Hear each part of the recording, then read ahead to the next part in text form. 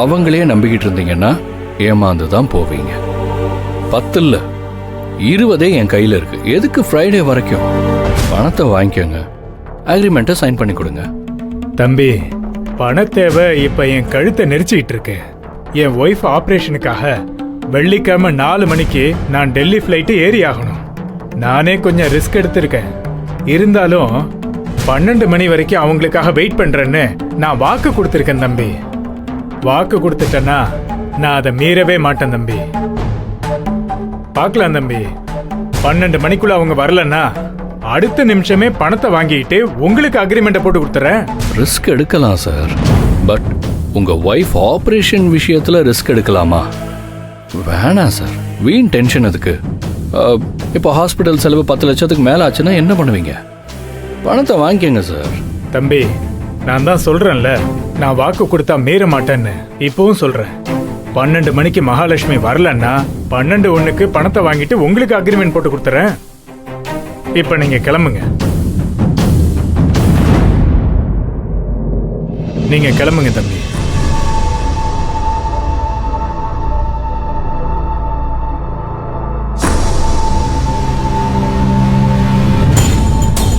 Sir, போற போக்க பார்த்தா வெள்ளிக்கிழமை 12 மணிக்குள்ள மகா பணத்தை கொண்டாந்து கொடுத்துருவாளாட்டு இருக்கு சார்.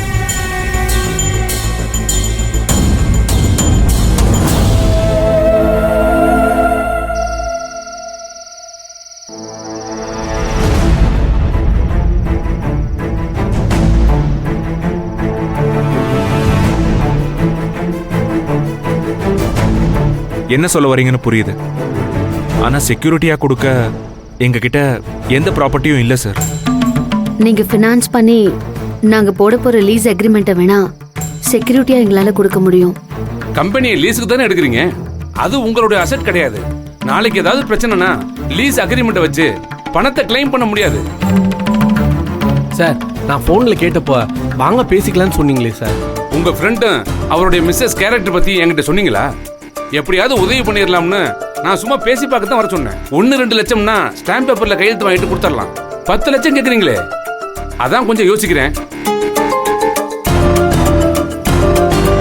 பாபு சார் மாதிரி பேங்க் உத்தியோகமா இருந்தா கூட பரவாயில்ல, இப்ப உங்களுக்கு வேலைன்னு எதுவும் இல்லைன்னு சொல்றீங்களே, எதை நம்பி கொடுக்க முடியும்? சார், உங்களுக்கு நான் சூரிட்டி கையெழுத்து போட்டா ஓகேவா?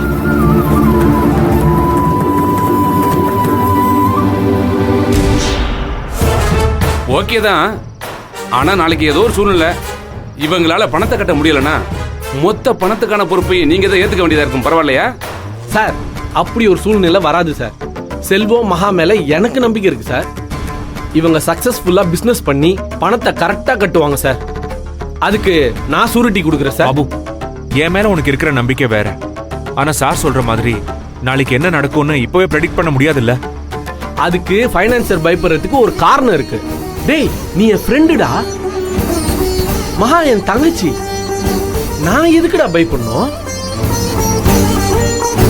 நீங்க பட்ட கஷ்டம்லாம் போதும். இனிமே நடக்கிறதெல்லாம் நல்லதுதான் நடக்கும் சார். நான் சூரிட்டி கொடுக்குறேன் சார். ஓகே, நாளைக்கு காலையில 10 o'clock என் வீட்டுக்கு வந்துருங்க. நான் கேஷை ரெடி பண்ணி வச்சிடறேன். சார், நான் இன்னைக்கே கிடைக்கும்னு நினைச்சேன். மொத்த பணமும் கையில இருக்காது. அன்னன்னைக்கு கலெக்ட் ஆகிற பணத்தை வச்சு தான் ரொட்டேஷன் விடுவோம். நாளைக்கு காலையில வாங்க, ரெடி பண்ணி வச்சிடறேன். டேய் செல்வம், நாளைக்கு 12 மணிக்கு தானே கேஷ் கொடுக்கணும். நம்ம நாளைக்கு காலையில இவர் வீட்டுக்கு போயிடலாம். சார், ரொம்ப தேங்க்ஸ் சார். நாளைக்கு காலைல நாங்க வந்து பணத்தை வாங்கிக்கிறோம் சார். ஓகே, போயிட்டு வாங்க. போயிட்டு வாங்க. Thank you sir.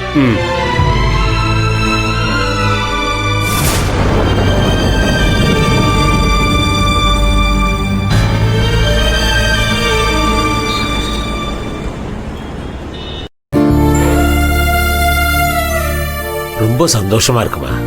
20 லட்சம் சொன்னவரு எப்படி சட்டுன்னு 10 லட்சத்துக்கு ஒத்துக்கிட்டாரு? ஏதோ நமக்கு நல்ல நேரம் கூடி வருதுன்னு நினைக்கிறேம்மா.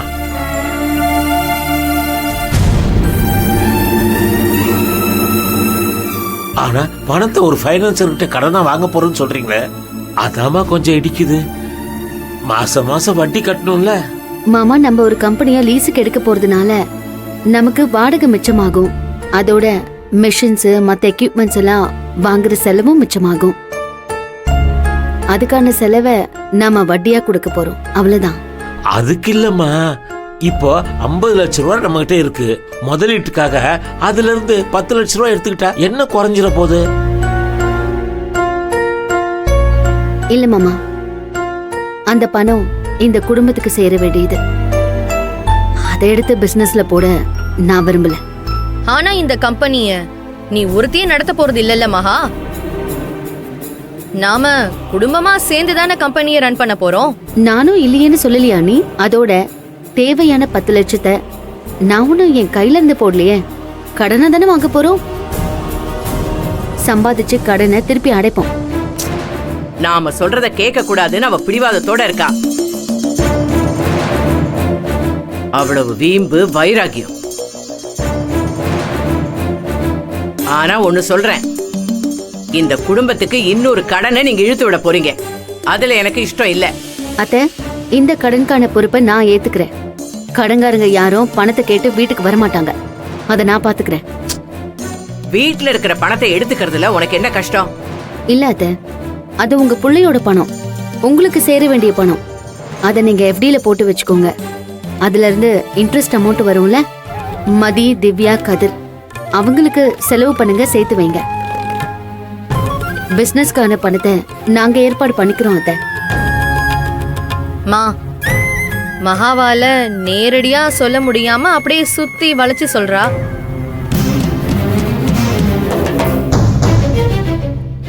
இல்ல மகா அவ வீட்டுக்கு போக ஆரம்பிச்சிட்டா இல்லையா, இனி மாசம் ஆனா அந்த வீட்டுக்கும் பணம் கொடுத்தாகணும் இல்லையா. உன்கிட்ட பணம் வாங்கினா அவங்களுக்கு ஃப்ரீயா அவங்களுக்கு கம்பெனி வருமானத்துல இருந்து எதுவும் கொடுக்க முடியாது இல்லையா. அதனாலதான் வெளியில கடனாவே வாங்கலான்னு சொல்றா. என்ன மகா, நான் சொல்றது சரிதானே? அனி, நம்ம சொந்த கம்பெனினா ஆளாளுக்கு இஷ்டத்துக்கு பணம் எடுக்க முடியுமா என்ன? எல்லாருக்கும் ஒரு சம்பளம் கொடுப்போம். அவங்க அந்த பணத்துல தான் தனக்கான செலவை பண்ணிக்கணும்.